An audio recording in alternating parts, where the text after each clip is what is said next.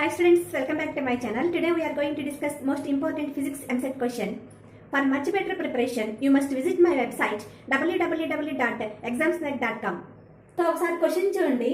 Two objects 1 and 2 of mass 0.8 kg and 0.6 kg. Two objects కి masses ఇచ్చారు 0.8 ఒకటి 0.6 ఒకటి. అయితే collide elastically అంటే పర్ఫెక్ట్లీ ఎలాస్టిక్ కొలిజన్ అన్నమాట.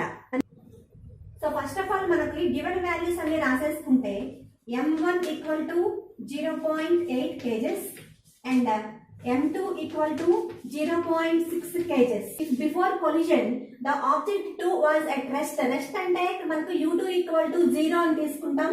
So u2 equal to 0. So next మనకు ఆబ్జెక్ట్ 1 ఆల్సో మూవింగ్. అయితే దీనికి ఎంతో కొంత వెలాసిటీ ఇనిషియల్ వెలాసిటీ ఉంటుంది, కానీ అది మనకి తెలియదు కదా.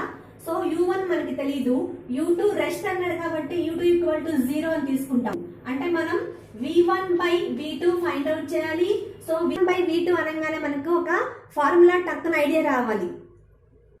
So v1 equal to m1 minus m2 into u1 by m1 plus m2 plus 2m2 u2 by m1 plus m2.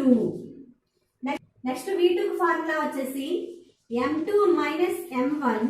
ఇక్కడ m2 మైనస్ m1 చేంజ్ గమనించారా? m2 minus m1 into u2 by m1 plus m2 plus 2m1 u1 by m1 plus m2. ఇక్కడ u2 0 అయింది కాబట్టి so ఈ 2 values 0 అయిపోతాయి. అలానే ఈ 2 values మనం రేషియో తీసుకున్నట్లయితే m1 ప్లస్ m2 క్యాన్సిలేషన్ అయిపోతుంది, u1 క్యాన్సిలేషన్ అయిపోతుంది. సో ఇవి రెండు మిగులుతాయి. డైరెక్ట్ సబ్స్టిట్యూషన్ చేసేస్తాం. సో m1 అంటే మాస్ 0.8 kgs మైనస్ m2 అంటే 0.6 kgs బై 2 ఇంటూ m1 అంటే ఇక్కడ మళ్ళీ 0.8 kgs. So according to given question, the ratio of velocity is equal to 1:8 అవుతుంది. So v1:v2 equal to 1:8. This is the final answer. ఇలాంటి మరిన్ని updates మీకు రావాలి అంటే మా ఛానల్ సబ్స్క్రైబ్ చేయండి, లైక్ చేయండి, షేర్ చేయండి. Thanks for watching.